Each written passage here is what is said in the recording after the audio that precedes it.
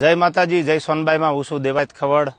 હમણાં જ મેં ચાલી રહેલા વિવાદનો એક વિડીયો પાછો બીજો મારી સામે આવ્યો અને મેં સાંભળ્યો એટલે મને એવું લાગ્યું કે મારે જવાબ દેવો બહુ જરૂરી છે।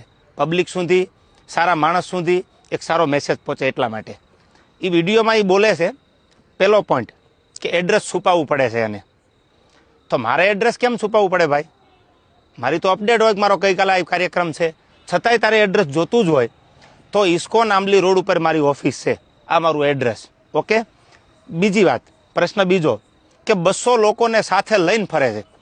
200 લોકો એટલે એક ગાડીમાં 4નું 5નું સીટિંગ હોય તો 200 લોકોમાં કેટલી ગાડીઓ કમસે કમ મારે જોવે? આપ પણ જાણો છો।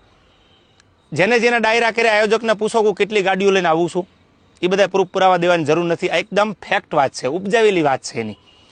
ત્રીજી વાત કરું તો સમાધાન કરવા માટે 50 લોકોને દોડાવ્યા, આવો એ બ્લેમ કરે છે મારી પર। હું સમાધાન કરવા દોડાવું? તું એવડી મોટી કોઈ તોપ નથી તો હું સમાધાન કરવા માટે 50 લોકોને દોડતા? ઓથેન્ટિક પુરાવો કે તે જ્યારે આ બનાવ બન્યો 2 વર્ષ પહેલાં સોનબાઈ માના મંદિરે જ્યારે સમાધાન કરવાનું હતું ત્યારે પ્રવીણદાન ગઢવી એટલે કે મોગલ સેનાના પ્રમુખ, મને ફોન આવ્યો પેલો દીપકભાઈ કાઠીનો અમદાવાદ કે પ્રવીણદાનને કામ છે। પ્રવીણદાનને કોન્ફરન્સમાં લીધા અને મને પ્રવીણદાને કીધું કે કોઈ પણ રીતે આ મામલો પતાવવાનો છે, તમે પ્લીઝ। મેં કીધું કાંઈ વાંધો નહીં, તમે પ્લીઝ ન બોલો। ત્યાર પછી મને ફોન